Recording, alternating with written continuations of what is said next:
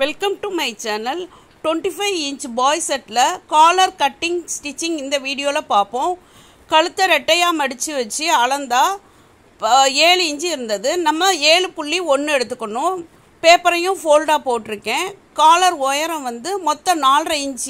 4.5 இன்ச்சுக்குள்ள அடிக்காலரையும் மேக்காலரையும் வரையணும். நம்ம இப்ப அடிக்காலர் வந்து கீழ இருந்து 1.5 இன்ச் எடுத்து கோடு போட்டுக்கணும். இந்த 1.5 இன்ச்சுக்குள்ள தான் காலரோட அடிப்பகுதியை வரையணும். இந்த அடிப்பகுதியோட சென்டரில் மார்க் பண்ணிவிட்டு கீழே இருந்து ஒரு 1/4 இன்ச்சு அறிவுக்கு சரிவாக இப்போ நான் வீடியோவில் காமிச்சபடி வரைஞ்சி அப்புறம் அப்படி மேலே ஏற்றி வளைவாக வரைஞ்சிடணும். காலரோட நுனிப்பக்கம் ஒரு 1/4 இன்ச்சு டிஃப்ரென்ஸில் சரிவு கொடுத்துக்கோங்க. காலரோட மேல் பக்கமும் 1/4 இன்ச்சு கீழே இறக்கி வீடியோவில் காமிச்சபடி வளைவாக வரைஞ்சிக்கோங்க. மேற்காலரில் 1/2 இன்ச்சு குறைச்சிக்கிடணும். மேலையும் கீழையும் குறைச்சிட்டு அகலத்தில் அடிக்காலரோட 1 இன்ச்சு குறைச்சி மார்க் பண்ணிவிட்டு அந்த 1 இன்ச்சு வரைக்கும் இப்போ வீடியோவில் காமிச்சபடி வளைவாக வரைஞ்சிக்கோங்க. அது மேலேயும் அதே மாதிரி வளைவாக போட்டுக்கிடணும். இது நம்ம விருப்பம்தான், கொஞ்சம் சேஃப் மாற்றி கூட நம்ம மேலே போடலாம். இந்த இடம் 3 இன்ச்சு 2.5 இன்ச்சிலேருந்து 3க்குள்ளே இருக்கணும். இப்போ காலரை நம்ம கட் பண்ணிடுவோம். நான் கேன்வாஸில் வெட்டாமல் பேப்பரில் கட் பண்ணுறதுக்கு காரணம், கேன்வாஸில் மார்க் பண்ணி காமிச்சோம்னா அதில் உள்ள மார்க்கர் வந்து இந்த ஒயிட் சட்டையில் எதை வச்சு மார்க் பண்ணாலும் விழுந்துடுது. அது டிரான்ஸ்பரண்ட்டாக வெளியே தெரியுது. அதனால தான் பேப்பரில் கட் பண்ணிவிட்டு இதை அப்படியே நான் கேன்வாஸில் போட்டு வெட்டிக்கிட போகிறேன். கேன்வாஸில் வெட்டும்போது இதே அளவுக்கு கரெக்டாக வெட்டிக்கிடணும். ஆனால் துணியில் வெட்டும்போது எக்ஸ்ட்ராவாக வெட்டணும். ரெடி காலர் வாங்கி கட் பண்ணுறதை விட கேன்வாஸ் மீட்டர் கணக்கில் வாங்கி கட் பண்ணோம்னா கழுத்து நம்ம விருப்பப்படி வெட்டிக்கிடலாம். கேன்வாஸில் இதே மாதிரி ஒரு பீஸும் துணியில் 2 பீஸும் வெட்டி எடுத்துக்கிடணும். மேல் காலரோட அடிப்பகுதியில் கரெக்டாக துணி வெட்டிட்டு சைட்லையும் மேலையும் மட்டும் 1/4 இன்ச்சு எக்ஸ்ட்ராவாக துணி விட்டு வெட்டணும் கேன்வாஸை விட. இப்போ 2 துணிக்கு மேலேயும் கேன்வாஸை வச்சு அந்த கடைசி தையல் ஆரம்பிக்கிற இடத்துல பென்சிலால் மார்க் பண்ணிக்கோங்க. அந்த மார்க்கர் வர வரைக்கும் மெதுவாக உருட்டி தச்சு இப்போ தயார் பண்ணி வச்சுருக்கிற நூலை 2 துணிக்கு இடையிலையும் விட்டு கையால் உருட்டி அந்த நூலில் படாமல் டேர்ன் பண்ணணும். ஒரு தையல் மட்டும் நூலை தாண்டி வரணும். ஒரு தையலுக்கு முன்னாடி நூலை விட்டு அந்த நூலை தாண்டி ஒரு தையல் கையால் உருட்டி கொண்டு வந்து 2 துணிக்கு நடுவில் உள்ள நூலை இந்த பக்கமாக இழுத்து விட்டு மறுபடியும் மேலே காலரோட மேல் பக்கம் ஏற்கனவே தச்ச அளவுப்படி தைக்கணும். இந்த பக்கம் ஷார்ப்னஸ் கொண்டு வர்றதுக்காக இந்த இடத்துலையும் புள்ளி வச்சுக்கோங்க. அந்த கடைசி தையல் ஸ்டார்ட் ஆகிற இடத்துல கடைசி தையலுக்கு முந்தின தையல் முடிகிற இடம் 2 துணிக்கு நடுவுலையும் அந்த நூலை வச்சு இந்த இடம் வரும்போது கொஞ்சம் உருட்டி தைக்கணும். அப்படின்னா தான் அந்த நூலில் படாமல் இருக்கும். நூலில் படக்கூடாது. அது அப்படியே இழுத்து விட்டுருங்க. இந்த பக்கம் இழுத்து விட்டு இந்த சைடும் நல்லா ஸ்ட்ராங்காக முடிகிற இடத்துல 2 தையல் கூட போடணும்னா போட்டுக்கலாம். பிகினர்ஸு இப்போ எல்லா இடத்தையும் கீறி விட்டு அந்த நூலை பிடிச்சி இழுக்கணும். எனக்கும் இழுக்கிறதுக்கு கொஞ்சம் சிரமமாக இருந்துச்சு. ஏன்னா நூலில் ஸ்டிச் விழுந்துருச்சு போல், கொஞ்சம் கஷ்டமாக இருந்தது. அதுக்கப்புறம் இந்த பக்கம் உள்ளதையும் அந்த நூலை பிடிச்சி இழுத்திங்கன்னா உங்களுக்கு ஈஸியாக அந்த ஷார்ப்னஸ் வந்துடும். இப்போ அயன் பாக்ஸ் வச்சு அயன் பண்ணிக்கலாம்.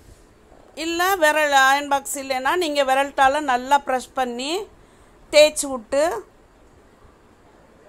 ஒரு 1/4 இன்ச்சு இறக்கி 3 பக்கமும் சுற்றிலும் ப்ரெஸ் தையல் போட்டு எடுத்துக்கிடணும். இப்போ நான் இந்த இது வந்து ஏற்கனவே ஸ்டிச் பண்ணி பிரிச்சுட்டேன். அந்த நூல் வச்சு திருப்புறத காமிக்காமல் நானாக திருப்பி விட்டுட்டேன். அதனால தான் மறுபடியும் பிரிச்சுட்டு இதை நான் ஸ்டிச் பண்ணியிருக்கேன். உங்களுக்கு பழைய இது தச்சதெல்லாம் தெரியும் இந்த வீடியோவில். இப்போ 3 பக்கமும் தச்சு எடுத்தாச்சு.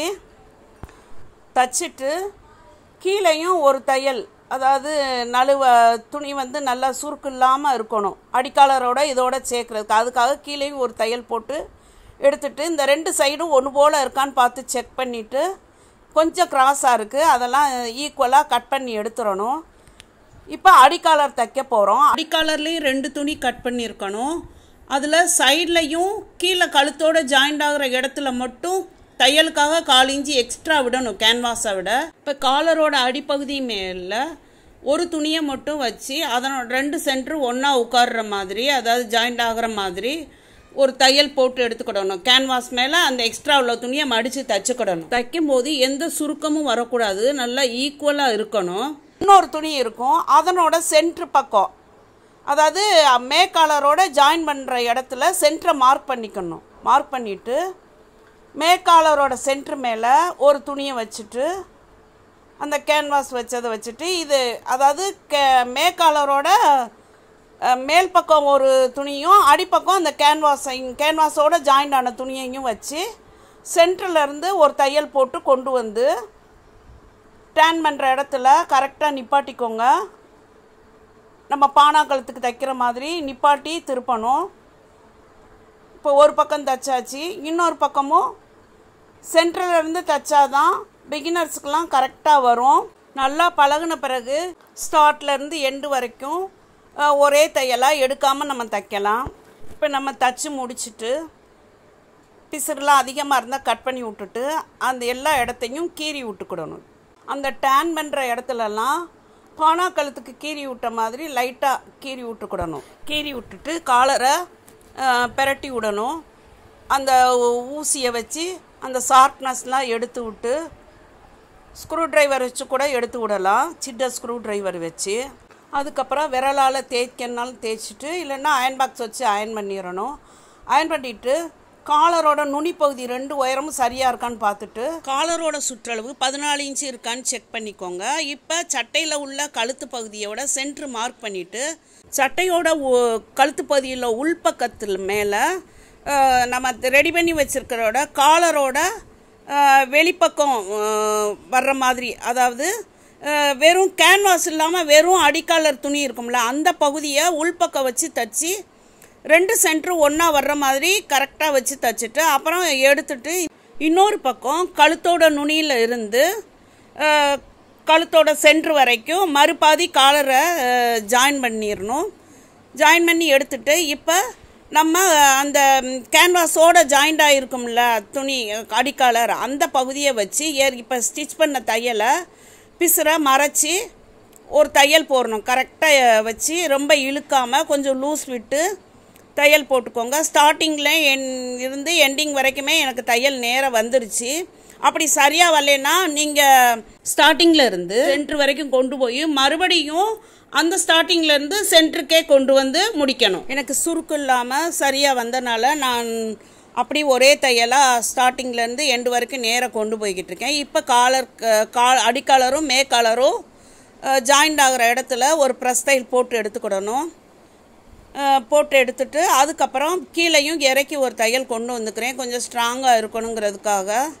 அதாவது நம்ம அந்த முடிக்கிற இடம் வந்து நடுவில் வந்து முடியணும். அந்த ஸ்டார்ட் பண்ணுற இடத்துல நம்ம முடிக்கிற இடம் தெரிஞ்சால் காலரோட நுனியில் அந்த தையல் ஸ்டார்ட் பண்ண தையல் அசிங்கமாக தெரியும், முடிக்கிற தையலும் அசிங்கமாக தெரியும். அதனால் நம்ம முடிக்கிறதையும் ஸ்டார்ட் பண்ணுறதும் எப்பயுமே காலரில் சென்டரில் வந்து கொஞ்சம் முடிக்கிற மாதிரி இருக்கணும். முடித்தாதான் அந்த பிசுறு அசிங்கமாக தெரியாமல் இருக்கும். இப்போ பாக்கெட் டச் பிசுரெல்லாம் கட் பண்ணிக்கோங்க, நூலெல்லாம் கட் பண்ணிவிட்டு பாக்கெட் ஸ்டிச் பண்ணிவிட்டு நம்ம பட்டன்லாம் வச்சுட்டு நம்ம எடுத்த அளவு மெஷர்மெண்ட்லாம் சரியாக இருக்கான்னு ஒரு தடவை செக் பண்ணிக்கிறணும். எல்லாமே கரெக்டாக வருது, மார்பு சுற்றளவு உயரம் எல்லாமே, இடுப்பும் சரியாக இருக்குது. Thanks for all. Please subscribe my channel.